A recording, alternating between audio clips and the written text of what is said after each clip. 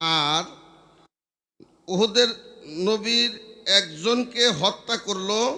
সে ছিল কে? সে লোহার জামা গায়ে দেওয়া ছিল, তার চক্ষু দিয়ে বল্লভ বিন্ধাইল, চক্ষু দিয়ে বল্লভ বিন্ধাইল, পিছন দিয়ে বাহির হইলো, সে মারা গেল। লোহার জামা গায়ে দেওয়া ছিল। এই প্রশ্নের জবটা আমি জানি না, কারণ যে আমার দয়াল নবী একজন ব্যক্তিকে হত্যা করলেন একটা বর্ষা বা বল্লম দিয়া। তা ওই বর্ষাটা বা ওই বল্লমটা যাকে মারলেন তার নাম ছিল কি, এবং ওই বর্ষাটা আবু বকর সিদ্দিকের কাছে কতদিন ছিল? করে মীমাংসা করলো, কিন্তু একটা জায়গায় পেঁচ লাগাইছে, একটা জায়গায় পেঁচ লাগাইছে। আমি বলছিলাম যে কাবা ঘরে আলীর জন্ম হয়নি। আমি কথাটা বলছিলাম যে জন্ম আর আগমন ভূমিষ্ঠ এক জিনিস না, আলীর অন্য কোথাও জন্ম হয়েছে। হ্যাঁ, তো উনি অনেকটি দলিল দিল, ভালো ভালো লাগলো। বলে সাত্তার ভাই, এই কথাটা কই আপনি রশিদ সরকারের ছাত্র হয়ে আলীর সম্মান খাটো করেন না। আমি সম্মান খাটো করিনি। আরে রশিদ সরকারের ছাত্র হয়েছে দিয়ে আমি কইছি। হ্যাঁ, আপনি বললেন সেখানে যে ডিম্বুকারে যখন ফুসারূপে মা ফাতেমা ছিল, এই কারে দেয় ডিম্বুকারে, হ্যাঁ, সেখানে জন্ম হয়েছে। পর্দার রূপে ছিল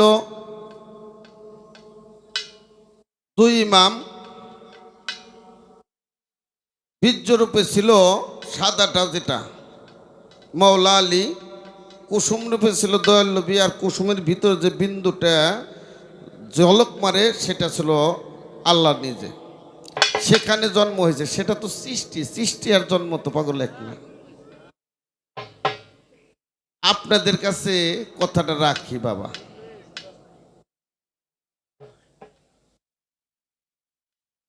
মৌলা আলীর বাপের নাম কি?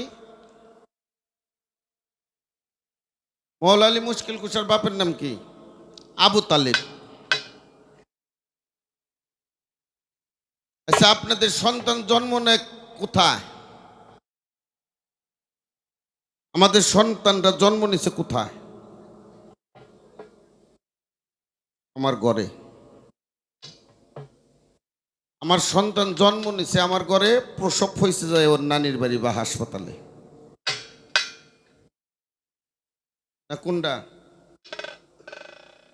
মাওলা আলী মুশকিল কুশার জন্ম নিছে আবু তালেবের ঘরে, প্রসব হয়েছে যায় কাবা ঘরে। হ্যাঁ, বুঝে নাই। কথাটা বুঝি এই জায়গা আগে আমার পেশটা বুঝতে হবে। বুঝতে হবে বিষয়টা কি।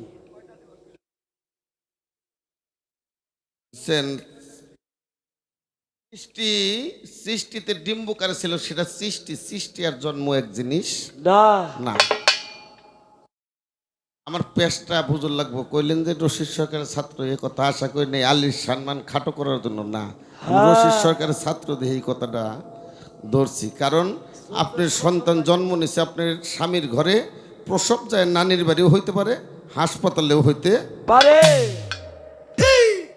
মাওলা আলী মুশকিল কুশার জন্ম নিছে আবু তালেবের ঘরে, না পিতার ঘরে, কিন্তু প্রসব হয়েছে যায় কাবা ঘরে। বিষয়টা এই জায়গা পাগল, পেশটা হলো এই জায়গা। তো যাক, তারপরেও ভালো বলছেন না, খারাপ তো আমি কমও না। কারণ মৌলা আলী মুশকিল খোসাকে ছোট করে, কোনোটাকে ছোট করে বলা যাবে না। যাবে না। এবার তিনটে ওয়াদা অস্বীকার করে তারপরেও মৌলা আলী বেলায়েতের বাদশা হইল। সেখানে হুদাইবে সন্ধির কথা বলা হয়েছে। হুদাইবে সন্ধিতে সেখানে চুক্তিপত্র, হুদাইবে সন্ধি মানে কিছু লিখছিল, হাজা মাকাদা আলাইহি ইয়া রাসূলুল্লাহ। আলীকে যখন লিখতে বলল, আলী লিখলো হাজা মাকাদা আলাইহি ইয়া রাসূলুল্লাহ। তখন এই মক্কা নগরীরা এটা মাইনে নেয় না। তখন বলল যে আলী তুমি ইয়া রাসূলুল্লাহ কাইটা ইয়া আব্দুল্লাহ লেখো। একে একে 3 বের লিখতে হুকুম করলো, 3 বেরই লিখলো হাজা মাক্কাদা আলাইহি ইয়া রাসূলুল্লাহ, রাসূল আল্লাহ। এটা ওরা মাইনে নেয় না। তখন এই 3 বেরের পরে খাতাটা মাওলা আলী নিয়ে দিয়ে দিল যে হুজুর ইয়া রাসূলুল্লাহ আপনি লেখেন, কিন্তু আমি পারবো না। তখন দয়াল নবী কাইটে নিজে লিখলো হাজা মাকাদা আলাইহি ইবনে আব্দুল্লাহ। সুন্দর। এবার প্রশ্ন করছে উহুদের যুদ্ধ, হ্যাঁ উহুদের যুদ্ধে একজন ব্যক্তি যায় বলল যে দয়াল নবী মারা গেছে, তোমরা যুদ্ধ বন্ধ করো। আর একজন ব্যক্তি যায় বলল যে দয়াল নবী মারা যায় নাই, তোমরা যুদ্ধ শুরু করো। এরা কারা আমি সংক্ষেপে বলার চেষ্টা করব। আর উহুদের নবীর একজনকে হত্যা করলো, সে ছিল কে? সে লোহার জামা গায়ে দেওয়া ছিল, তার চক্ষু দিয়ে বল্লভ বিন্ধাইল,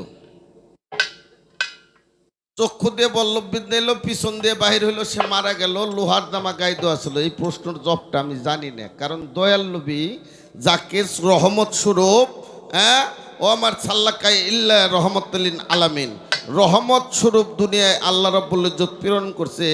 সব নবীরই কিন্তু কম বেশি পাপ আছে, কিন্তু আমার দয়াল নবীর কোনো পাপ নাই। সেই ব্যক্তি হত্যা করব, এই প্রশ্নের জব বনে আমি জানি না। হ্যাঁ তাই তো। সেই ব্যক্তি মানুষ হত্যা করবে, তবে এই হত্যা করে নাই। সে একটা লোককে ভাবের মারা মারছিল, সে বেদিন ছিল, কাফের ছিল, তাকে দিনের পথে বায়াত অর্থ বিক্রি হওয়া, বায়াত অর্থ মরে যাওয়া। সে ব্যক্তির নাম ছিল আবিসিনিয়ার বাদশাহ। তাকে সে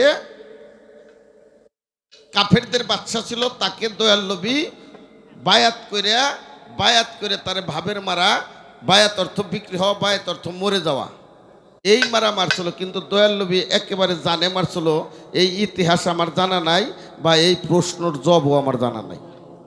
যাকে সৃষ্টি না করলে তুমি একটা বালুর কোনা সৃষ্টি করতো না, সে মানুষ মারবে? মারতে পারে? তাহলে কি তার নাম দয়াল নবী থাকে না? এক সপ্তাহ এটা বই আমি জানি না, আপনি বলে দিন। এটা আমার বোধগম্যে ধরে নাই। এখন বলতে পারি যে এই প্রশ্নটা করা মানে দয়াল নবীর সম্মানকে খাটো করা। হ্যাঁ এটাই দয়াল সত্য নবী যে কথা। হত্যাকারী, এটা বুঝায় না বাবা? হ্যাঁ উহুদের যুদ্ধে মারা গেছিল আবু সুফিয়ানের স্ত্রী হিন্দ্রা, সে কলজে ফাইটে মারা যায়। আর যে লোকটা যে বলছিল, যে লোকটা দয়াল নবীর চেহারা মুবারক আছে, নবীর কোনো চেহারা আছে নাকি রে বাবা? নবীর কোনো ছায়া ছিল? নবী এক জিনিস, আব্দুল্লাহর বেটা মুহাম্মদ এক জিনিস। কিরে বাবা, নূর যখন আহাত ছিল তখন আলিফ হে দাল আহাত, এখানে মিম হরফ নাই। যখন মুহাম্মদ হলো আকার হলো, নূর যখন আকার হলো তখন হলো মুহাম্মদ। ছায়াবিহীন কায়াধারী ওই মদিনায় কে এলো রে ভাই? তার আকার, তার বাসারই অবস্থায় আকার ছিল। পিতা আব্দুল্লাহ, মা আমিনার উদরে আসছে 570 খ্রিস্টাব্দে, এটা আকার ছিল, সেটা হলো মুহাম্মদ। কিন্তু নবীর কোনো আকার নাই। নবী হলো নিত্য নতুন পয়দা করেনওয়ালা, নবী হলো একটা পাওয়ার, নবী হলো আদ্য শক্তির অধিকারী, নবী ছায়াবিহীন কায়াধারী। তারপরেও আমি জবাব দেব, সেটা ছিল, সে রূপটা ধরছিল কে? হাজবুল্লাহ লাহু ওয়া লেসান ওয়াকিল। এই লোকটা যায়া বলছিল যে যুদ্ধ বন্ধ হয় নাই, তোমরা যুদ্ধ শুরু করো আবার। তখন যায় সবাই যুদ্ধ করে। এই তো আপনার প্রশ্নের জবাব। এর ওমরে বনি আমি জানি না, যত কম পরে ওইটুকু আপনি কই দিয়ে। হ্যাঁ তাই তো। কারণ আমি লেখাপড়া তো জানি না বাদান, গরিব মানুষের পোলাপান, এত হাদিস দলিল কিনে পাইনি। কিন্তু যতটুক দেখছি দয়ালের কাছ থেকে শুনছি, দয়াল নবী মানুষ মারছে এই আমার জীবনে আমি কোনো বয়াতের মুক্ত হইন নেই, বা কোনো আমার দয়ালের কাছ থেকে হইন নেই, বা এরকম কোনো হাদিস দলিল আমি পাইনি। তাকে সৃষ্টি না করলে দুনিয়া একটা বালুর কোনা সৃষ্টি করতো না। আল্লাহ অগণিত ফেরেশতাদের নিয়ে দয়াল নবীর নামে দরুদ সালাম পেশ করে, আর সেই ব্যক্তি মানুষ মারে, এটা বলে আমি পাইনি। আপনি বলে দিন। এক সদাগর থাপুর দিছিল, তাই না বাবা?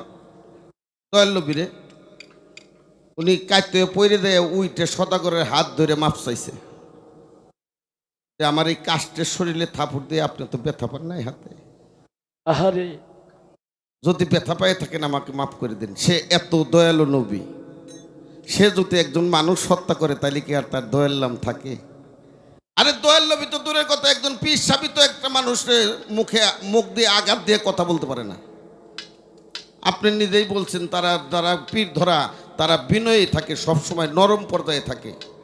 তারাই একটা মানুষকে আঘাত দিয়ে কথা বলতে পারে না, এক থাপড় মারতে পারে না। কোনো পীর সাহেবের ঘরে একটা দাও পাওয়া যাবে না। আর দয়াল নবী মানুষ মারছে বুনি আমার জানা নাই কে, হয়তো আমি যে ব্যাগ জানি আর উনিও যে ব্যাগ জানি মতো কথা না, হয়তো পারে। যদি থাকে এটা আপনি বলে দিন। আরে আমার হুজুরের কুদরতে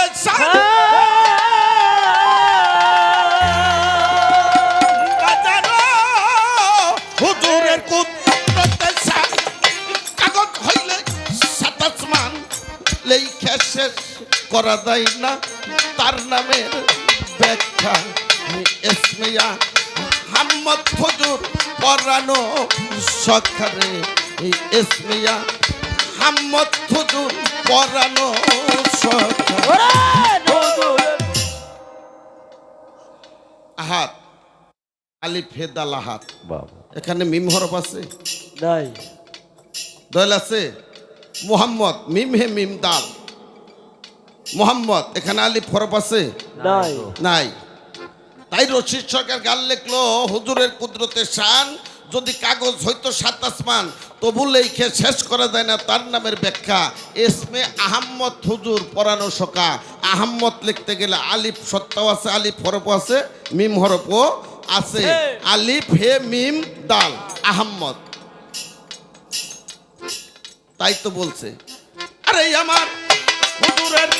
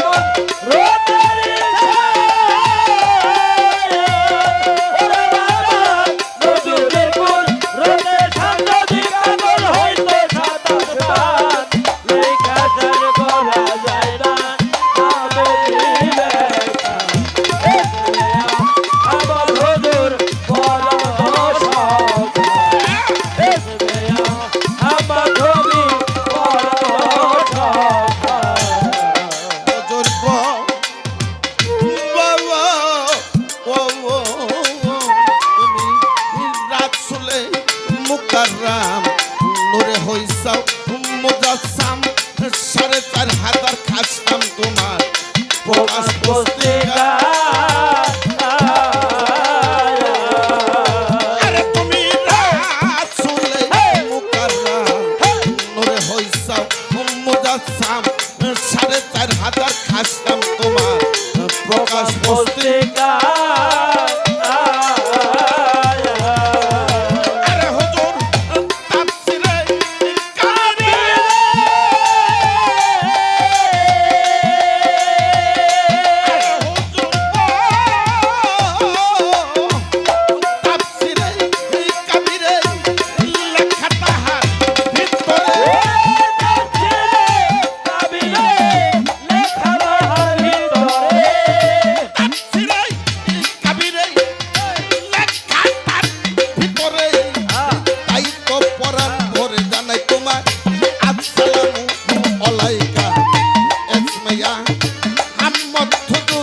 পরানো সখা গো এসমেয়া আহমদ নবী পরানো সখা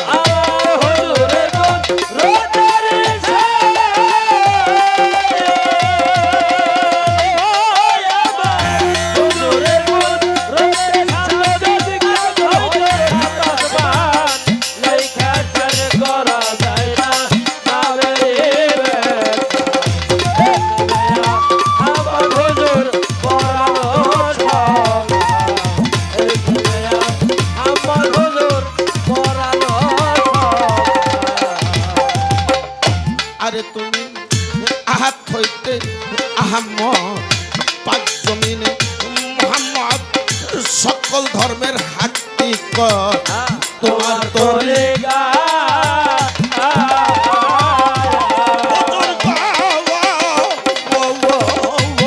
তুমি আহাত হইতে আহমদ পাক জমিনে মোহাম্মদ সকল ধর্মের হাকিকত তোমার তরে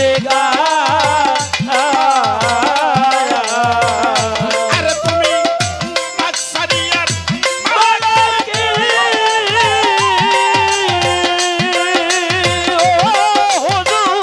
বাদশারিয়ার মালাকি ইয়ার এক ভাত্তার হাকিকত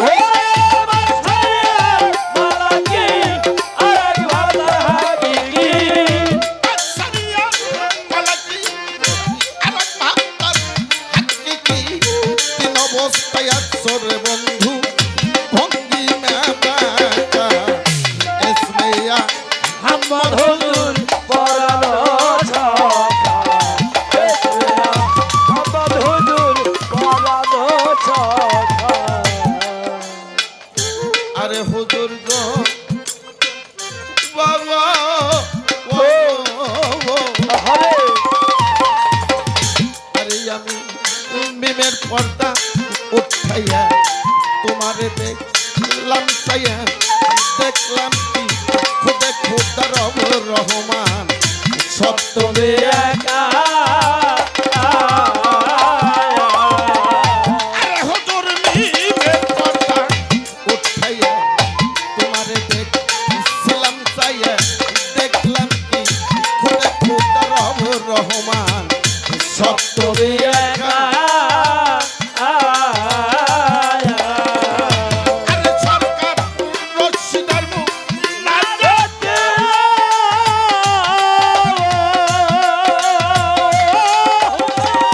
রশিদার মুনাজাত পেলো তুমি এই কেবলা কাহে দেখা দাও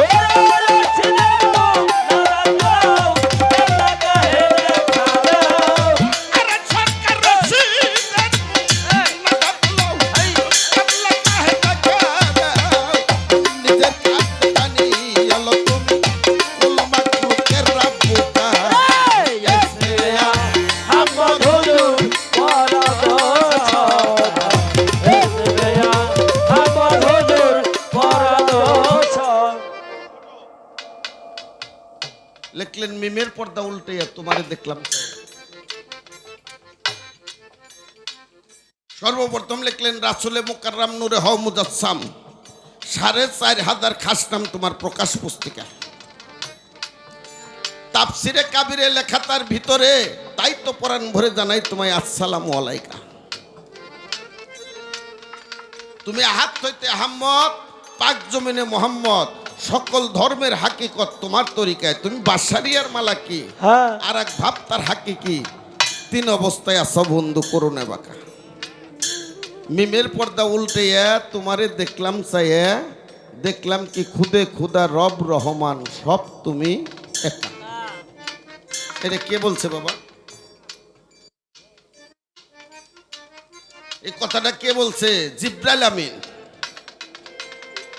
জিব্রাইল আমিন যখন মেরাজের দাওয়াত নিয়ে আসলো আরো সে এক পাত্রা লইয়া উম্মে হানির ঘরে যায় জিব্রাইলের দিশাহারা এলো পাগল মনরে কেমন করে জাগাই তারে বলো বলো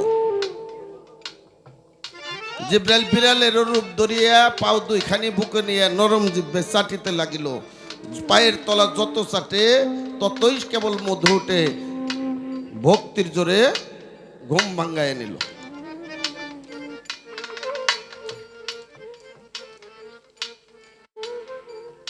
জিব্রাইল সালাম দিয়ে বলল যে আমি মওলার দাওয়াত আপনার পর পৌঁছে দিলাম। কিন্তু জিব্রাইলের মনে মনে একটু সন্দেহ হলো যে দয়াল নবী আর উম্মে হানি যে অবস্থায় শোয়া। জিব্রাইল বলল, ইয়া রাসূলুল্লাহ, আল্লাহর নবী আপনি একটু ওযু করে নেন।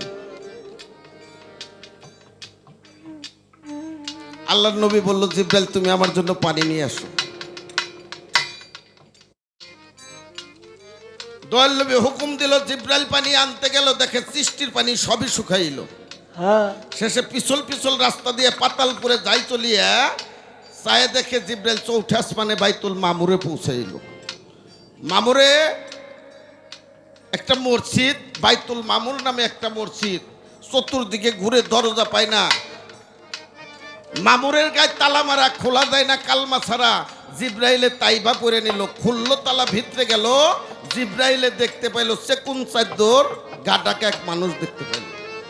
তার কনিষ্ঠ আঙ্গুল দিয়ে রক্ত ঝরে, রক্ত যায় ঘরের বাইরে বিকলেতা পানি হতেছিল। নদী নালা সাগর যত সেই হতে সৃষ্টি মূলত দেখে জিব্রাইল তাজ্জব হইল। জিব্রাইলে কয়, জগৎ স্বামী, ওই মানুষটাকে দেখবো আমি, ব্যাপারটা দেন কেমন হয়ে রয়ে গেল। যখন মুখের চাদর সরাইলো, নূর নবীকে দেখতে পাইল। মনানন্দ সবাই রাসূলুল্লাহ বলো। জিব্রাইল দিল পাখানারা, মক্কায় এসে হইল খারা, দেখে দয়াল নবীর ওযু সারা হইল। জিব্রাইলে কইতেছে, ওখানে বাইতুল মামুরে দেখে আসলাম দয়াল নবীকে, নূর নবীকে, এখানে এসে দেখো ওযু সারা হইলো। আমি জিব্রাইল বুঝলাম না এতদিন কার খবর আই না, কার কাছে আমি কইলাম, আরে কার খবর আই না, কার কাছে কইলাম। সেখানে বাউল কবি নূর মেহেদী আব্দুর রহমান লেখছে, আমি খুঁজে পাই না জিব্রাইলের চাকুরি। সেখানে আমার দয়ালের একটা গান আছে, যে চিনেছে দয়াল নবী তার আল্লাহ চিনার বাকি নাই, আমি কোন বা পথে যাই। হ্যাঁ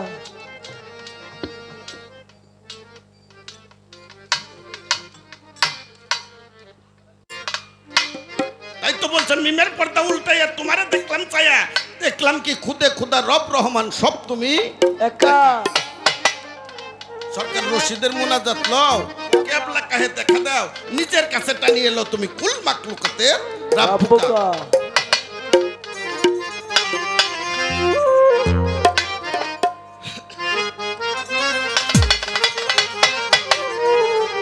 ওরে যে চিনেছে, ওরে যে চিনেছে দয়াল নবী তার আল্লাহ চিনা বাকি নাই, আমি কোন বা পথে যাই। ওরে কে বা আল্লাহ, কে বা নবী, আমি কোন বা পথে যাই। আবাজান যে চিনেছে দয়াল নবী তার আল্লাহ চিনা বাকি নাই। বাবা যে চিনেছে দয়াল নবী তার আল্লাহ সেনার বাকি না, দয়াল নবী তার আল্লাহ সেনার বাকি না। আরে যে চিনেছে দয়াল নবী তার আল্লাহ সেনার বাকি না, আমি কোন পথে যাই। আরে কে ভাই আল্লাহ, কে ভাই নবী, আমি কোন পথে যাই। বাবা লক্ষাধিক রাস্তানিয়া, ওই আমার নূর নবীজি সম্মান গাইয়া লক্ষাধিক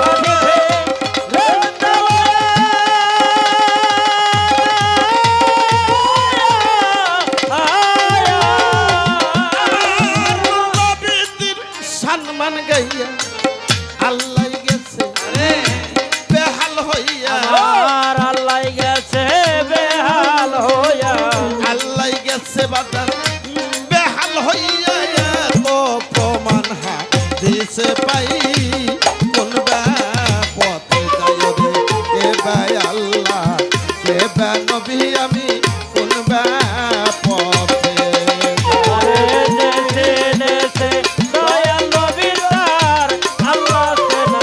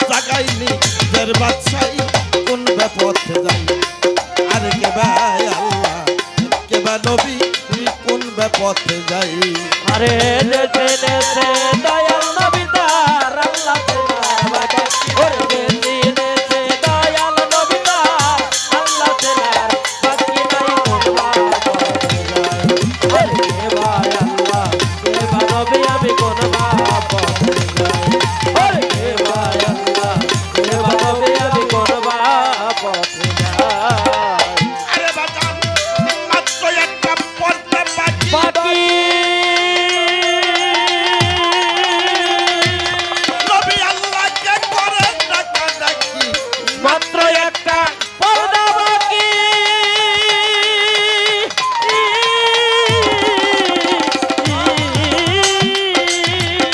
আরে নবী আল্লাহকে করে ডাকাডাকি আল্লাহ কয় দোস্ত তুমি এ করো কি দোস্ত তুমি করো কি দোস্ত তুমি এক করো কি সেজদাতে মোহিত সদাই দোস্ত তুমি এক করো কি দোস্ত তুমি বাদান দোস্ত তুমি এক করো কি আল্লাহ কয় আমি নিজে সেজদাতে মোহিত সদাই কোন ব্যাপার ভাই আল্লাহ কে বানবি কোন পথে যাই আরে কে ভাই আল্লাহ কে বানবি আমি কোন পথে যাই সেটা পয়দা তোমার তরে তোরে আল্লাহ তুমি সেটা করো করে সেলটা পয়দা তোমার তোরে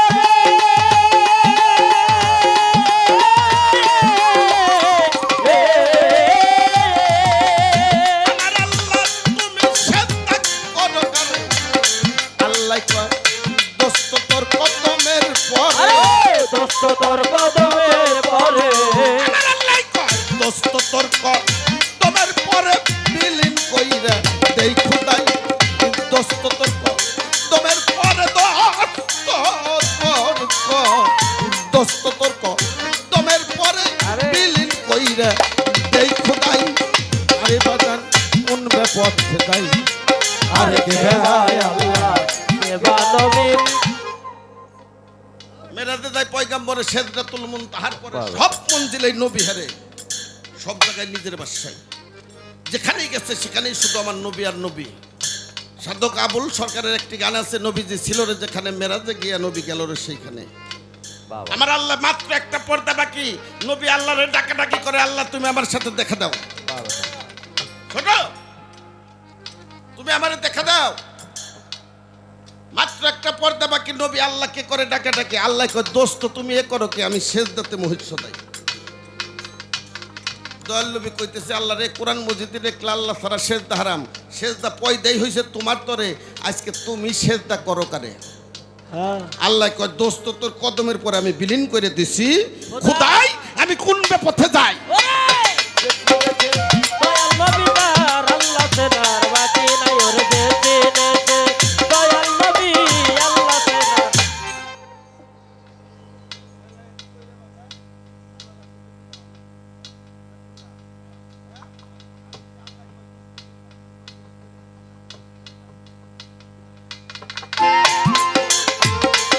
চিনেছে দয়াল নবী আল্লাহ তেলার বাকি নাই কোনবা পথে যাই এই সৃষ্টি জগতের সমস্ত পিসাবরা ওলি আল্লাহরা হজ করার জন্য যায় না কেন যা তাদের পীরের বাড়ি যায় মদিনা মনোয়ারায় যায় সেখান থেকে ফায়াজ প্রাপ্ত হয়ে এখানে এসে পীরগিরি বাহ বাহ বাহ সমস্ত পীরের পীর হইল আমার দয়াল নবী রশিদ কাপু পুষ্পক নীতি আরে তুই কাটাই আর সব প্রীতি বাদান রশিদ কাপু রোষপতি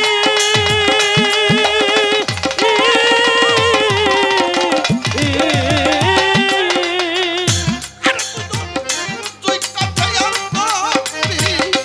বিহার কোনটা পুরুষ কে মুকৃতি কোনটা নবী আবার কোনটা নবী কে বা আল্লাহ আমি রশিদ হক কথা কই ডরাই কেবা আল্লাহ কেবা নবী রে কে আল্লাহ বাগল কেবা আল্লাহ কেবা নবী আমি রশিদ হক কথা কই ডরাই কোন পথে যাই আরে কে ভাই আল্লাহ কে বা নবী কোন বা ছোট একবার বন্ধু না ছোট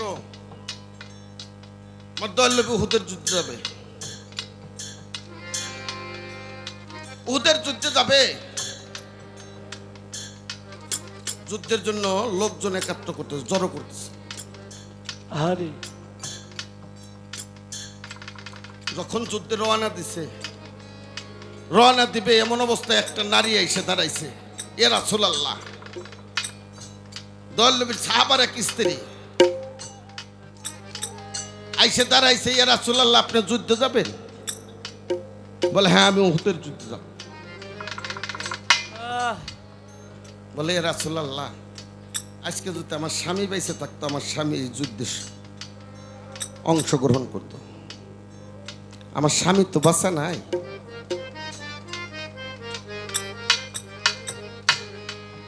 আমার মাত্র 11 বছরের একটা শিশু সন্তান আছে এর সাথে যুদ্ধে শহীদ হয়ে গেছে কাল হাসরের মাঠে আমার যদি কোনো আমল নামায় না থাকে তো আল্লাহর কাছে আমি চিল্লাই বলবো যে আমার স্বামী যুদ্ধের যুদ্ধে যায় শহীদ হয়েছে এর জন্য আল্লাহ তুমি আমাকে একটু নাজাতের ফয়সালা করে দাও এ রাসূলুল্লাহ আমার 11 বছরের সন্তানরা যদি আপনি যুদ্ধে নিয়ে যেতেন বলে মা ও 11 বছরের শিশু তো অস্ত্র চালাইতে পারে না 11 বছরের শিশু অস্ত্র চালাইতে পারে না আমি ওকে যুদ্ধে নিয়ে কি করব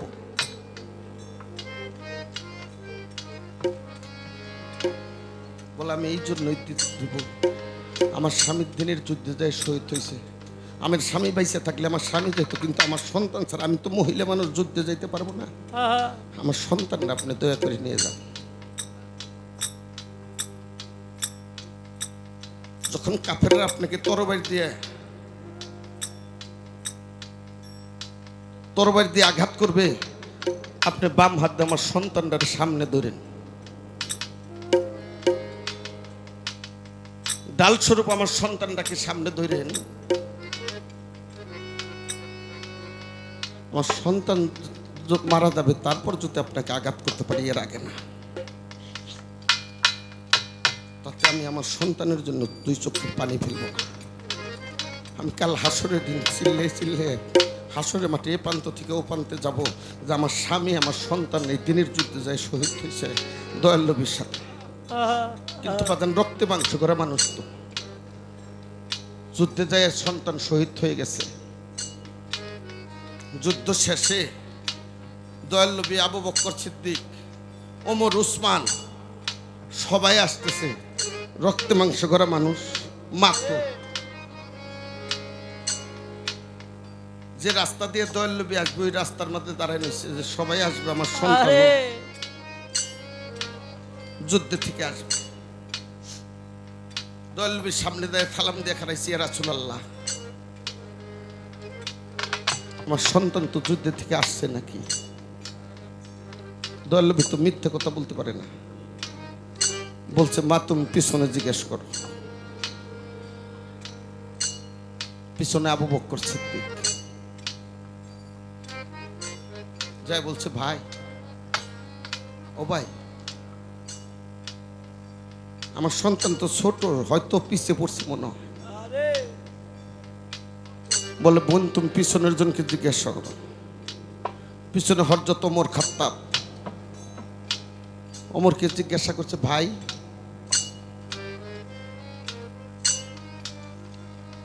এই দলের সাথে আমার সন্তান আসে নাই আরে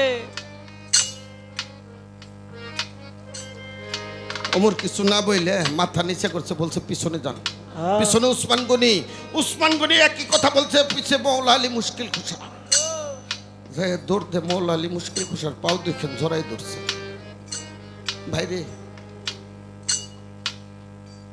আমি তো আগে আবেগের বশবর্তী হয়ে আমার সন্তানকে আমি যুদ্ধে পাঠাইছি, কিন্তু আমার একমাত্র সন্তান ছাড়া আমাকে মা বলার কেউ নাই। ও ভাই, তোমরা সবাই আসলে আমার সন্তান কোথায়? আরে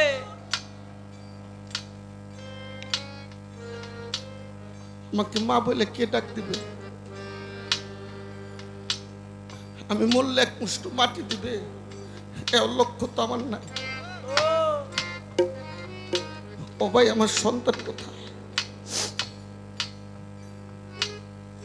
মওলা আলী মুশকিল খোসা বলছে যে দয়াল নবীর মুখের বাক্য যদি রদ না হয়, সে পবিত্র মুখ মোবারক দ্বারা বলছিল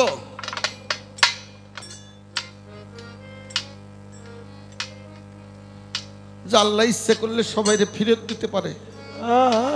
যদি দয়াল নবীর মুখ পবিত্র জবান মোবারক দ্বারা বলে থাকে, তাহলে এই মুহূর্তে আপনার সন্তান ফিরে আসবে। দয়াল নবী পিছনের দিকে তাকাইছে, মওলা আলী তুমি কি বললা?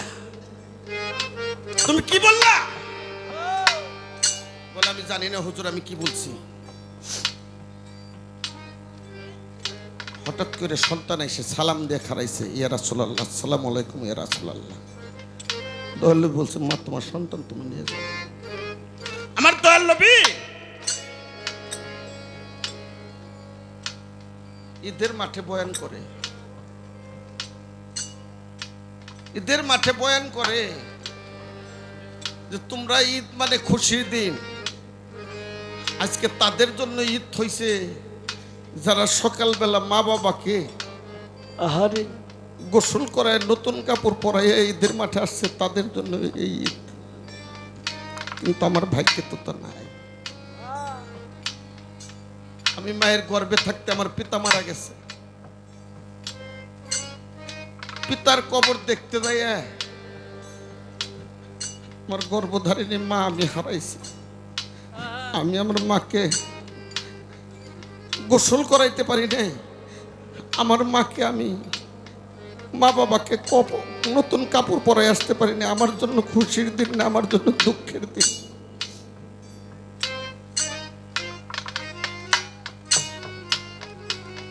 বয়ান শেষ করে আমার দয়াল নবী মা বাবার অভাব পূরণ করার জন্য ফাতেমার বাড়ির দিকে রওনা দিছে। ফাতেমার বাড়ির দিকে রওনা দিছে যে আলী আমার বাবা আর খাতুনে জান্নাত ফাতেমা আমার মা। হঠাৎ করে মাঠের কোনায় দেখে কি একটা লোক বসে বসে কাঁদতেছে, একটা ছেলে। দয়াল নবী বলল, সবাই ঈদের নামাজ পড়ছে, বাবা তুমি এখানে বসে কাঁদতেছো, এই খুশির দিনে তোমার চোখে পানি? বলে, ইয়া রাসূলুল্লাহ, আপনি একটু আগে বয়ান করছে যারা এই ঈদের দিনে জন্মদাতা পিতাকে আর মাকে নিজে হাতে গোসল করায় নতুন কাপড় পরাইয়া একসাথে সিন্নি খাইয়া ঈদের মাঠে আসছে, তার জন্য আজকে ঈদ হয়েছে। ইয়া রাসূলুল্লাহ, এই জগতের বুকে তো আমার জন্মদাতা বাবাও নাই, আমার গর্ভধারিণী মাও নাই। আমি কাকে গোসল করাইয়া? সবাই এরা মা বাবাকে গোসল করায় নতুন কাপড় পরে আসছে। এ রাসূলুল্লাহ, আমি তো পারি নাই, আমি তো পারি নাই আমার মা বাবাকে আমি গোসল করে আসার জন্য, আমার মা বাবাকে নতুন কাপড় পরে আসার জন্য আমি পারি নাই। তাহলে তো আমার জন্য ঈদের খুশির দিনটা। এই জন্য আমি মাঠের এক কিনারে বসে আছি। আমার দয়াল নবী ছেলেটাকে বুকে নিয়ে বললো, সবাই তো মা বাবার কাছে যায় রে, এই দুনিয়ার বুকে তুই আর আমি হলাম দুঃখী রে। এর চাইতে আর দুঃখী কেউ নাই। আমরা মা বাবাকে গোসল করাইতে পারি নাই, মা বাবাকে ঈদের দিনে খুশি করতে পারি নাই, মা বাবাকে আমরা নতুন কাপড় দুঃখের ডালি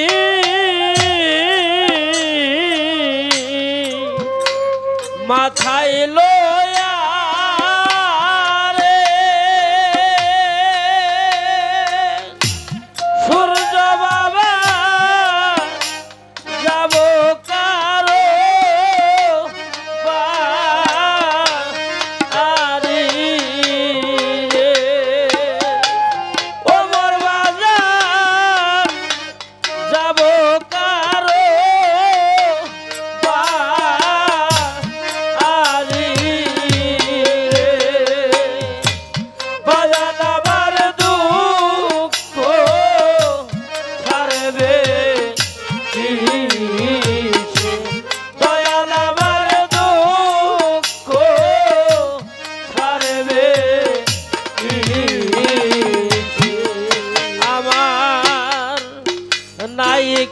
বাতা নাইকা পিতা রে ওরে দয়াল নাইকা জোরে আয়ো রে আমার নাইকা জোরে আয়ো সূর্য বাবা নাইকা জোরে আয়ো রে দয়াল আমার দুঃখ ছাড়বে দয়াল আমার দুঃখ ছাড়বে আমার হারাইলে তা লাইসা নায় রে ওরে আমার বইলে নাই কান উয়া ওরে দি বইলে নাই কান উয়া ওরে দয়াল মরলে নাই কান উয়া রে দয়াল আমার দুঃখ ছাড়বে দয়াল আমার দুঃখ ছাড়বে আমি কি করিব কোথায় যাব রে সূর্য বাবা তোমার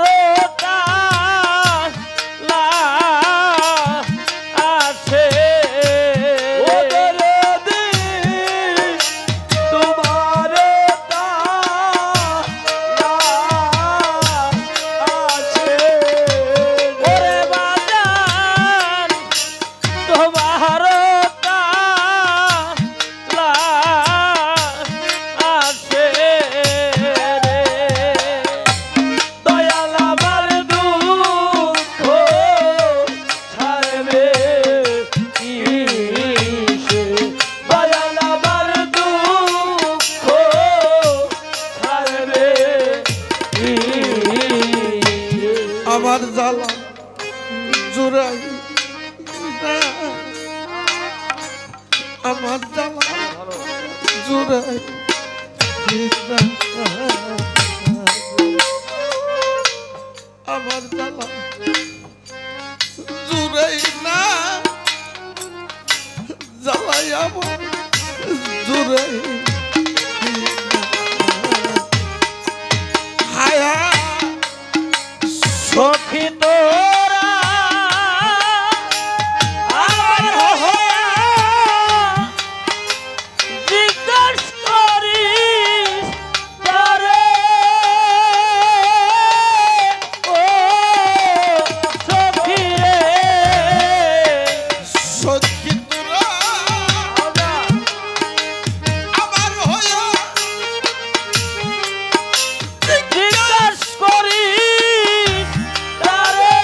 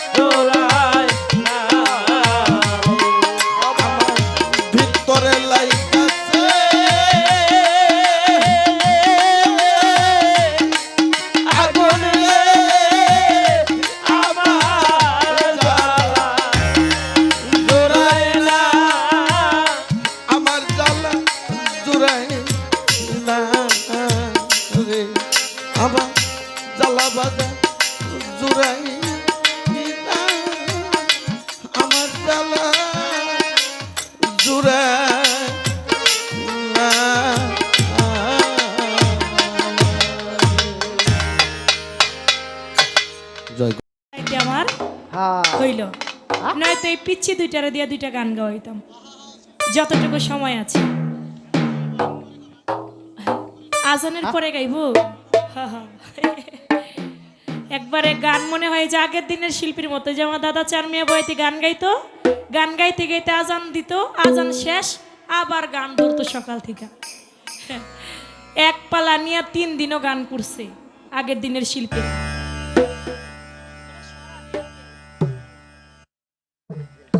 তো সেদিকে আমি একটা প্রশ্ন করেছিলাম, 2টা প্রশ্ন করেছিলাম যে আমার দয়াল নবী হুজুরে পাক সাল্লাল্লাহু আলাইহি সাল্লাম তিনি উহুদের যুদ্ধে দয়াল নবীর পক্ষ থেকে যারা যুদ্ধ করতে গেলেন, একজন লোক বলল যে তোমরা যার জন্য যুদ্ধ করতে আসছো সে আর নাই, সে তো মারা গেছে, তোমরা কার জন্য যুদ্ধ করবা, তোমরা চলে যাও।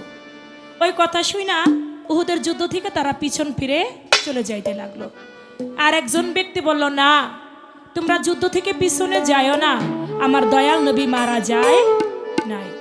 আমার কথা ছিল তাহলে উহুদের যুদ্ধে যিনি মারা গিয়েছিল তার চেহারার মতো চেহারা ছিল, আমার দয়াল নবীর চেহারার মতো চেহারা ছিল একজন ব্যক্তির, সে মারা গিয়েছিল কিন্তু আমার দয়াল নবী মারা যায় নাই। সেই ব্যক্তির নাম কি? এবং যে বলল যে আমার দয়াল নবী মারা গেছে সে ছিল কে? আর যে বলল যে না আমার দয়াল নবী মারা যায় না তোমরা যুদ্ধ করো সে ছিল কে? এখন এই প্রশ্নটার তিনি এটা মানে জবাব দিছে, তার মতো করে তিনি দিছে। আরেকটা প্রশ্ন করেছিলাম যে আমার দয়াল নবী একজন ব্যক্তিকে হত্যা করলেন একটা বর্ষা বা বল্লম দিয়া। তা ওই বর্ষাটা ওই বল্লমটা যাকে মারলেন তার নাম ছিল কি? এবং ওই বর্ষাটা আবু বকর সিদ্দিকের কাছে কতদিন ছিল, উসমান গনির কাছে কতদিন ছিল, এবং উমরের কাছে কতদিন ছিল, হযরত আলীর কাছে কতদিন ছিল, বা বর্তমানে কোথায় আছে? আমার ভাই একটা কথা বলছে যে বোন আমি এটা জানি না। বাবা সুন্দর কইছে। এটা আমি জানি না, এটা তুমি বইলা দিও। এখন আপনাদের স্বার্থে আমি কি 2টা প্রশ্নের জবাব দেব নাকি একটা দেব, কোনটা? 2টারই সমাধান দেব। আচ্ছা তাহলে ক্লিয়ার হয়ে গেল, আমার ভাই যেন কষ্ট না নেয়। ভাই যেহেতু এটা আপনি নিজেই বলছেন যে সবার তো সবকিছু জানা থাকে না, একটা মুদিমালের দোকান যদি একটা সুই না থাকে তাহলে মুদিমাল কিন্তু দোকানদার কিন্তু ছোট হইয়া যায় না, আর কিছু নাই জানা থাকতে পারে, নাই থাকতে পারে, এজন্য সে ছোট হয় না। যেহেতু আমার ভাইয়ের এই বিষয়টা জানা নাই, আমি সেজন্য আপনারা যেহেতু বলতে বলছেন, আপনারা আছেন, আপনাদের জন্য আমি বলছি, যেহেতু একটা রাত জাগা কষ্টের বিষয়। তো আমার যে প্রথম কথাটি ছিল, আমার দয়াল নবী তার মতো যার চেহারা ছিল সে উহুদের যুদ্ধে মারা গিয়েছিল, কিন্তু আমার দয়াল নবী মারা যায় নাই। কিন্তু ওই লোকটা বলছিল যে আমার নবী মারা গেছে।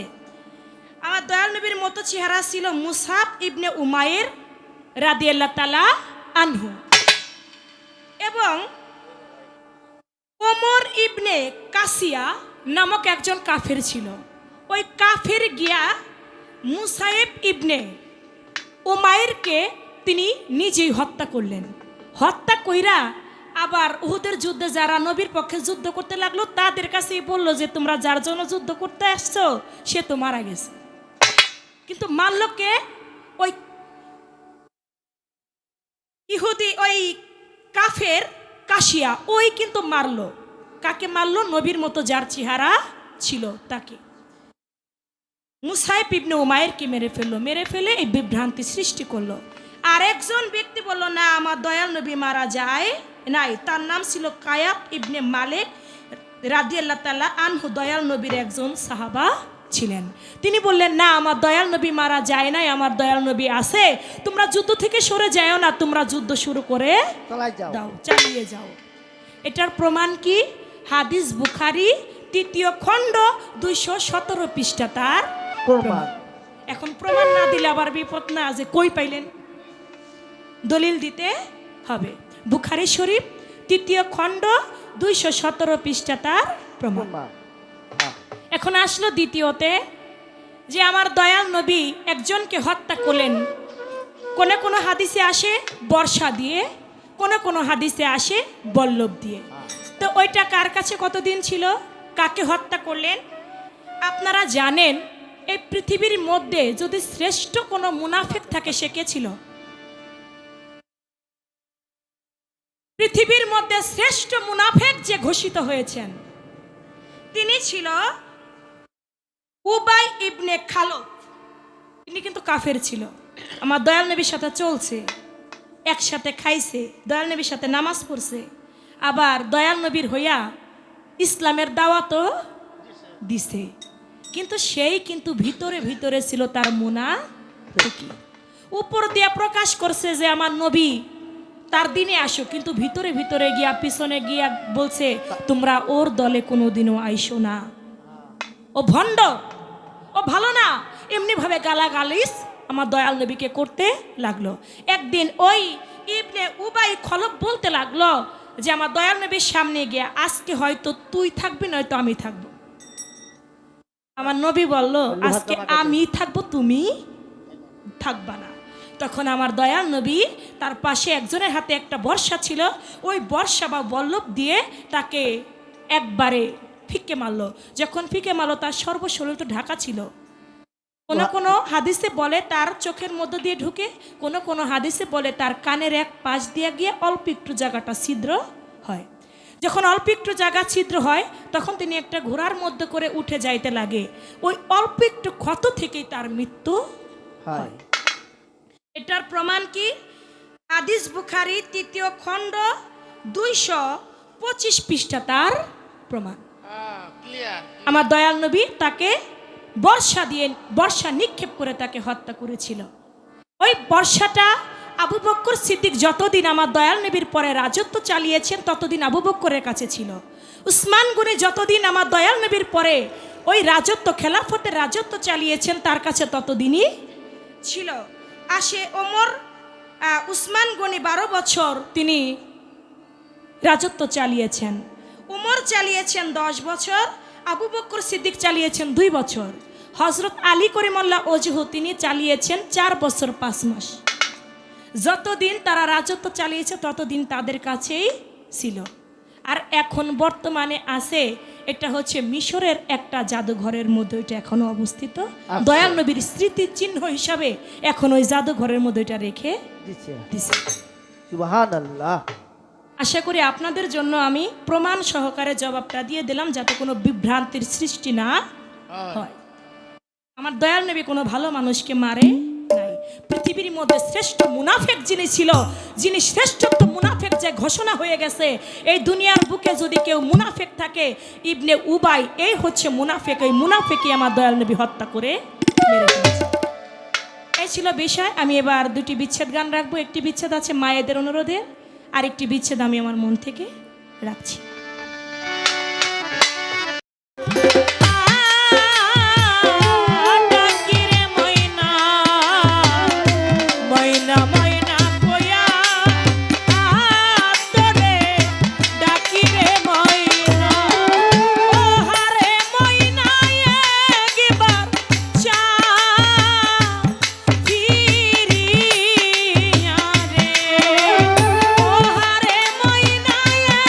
Give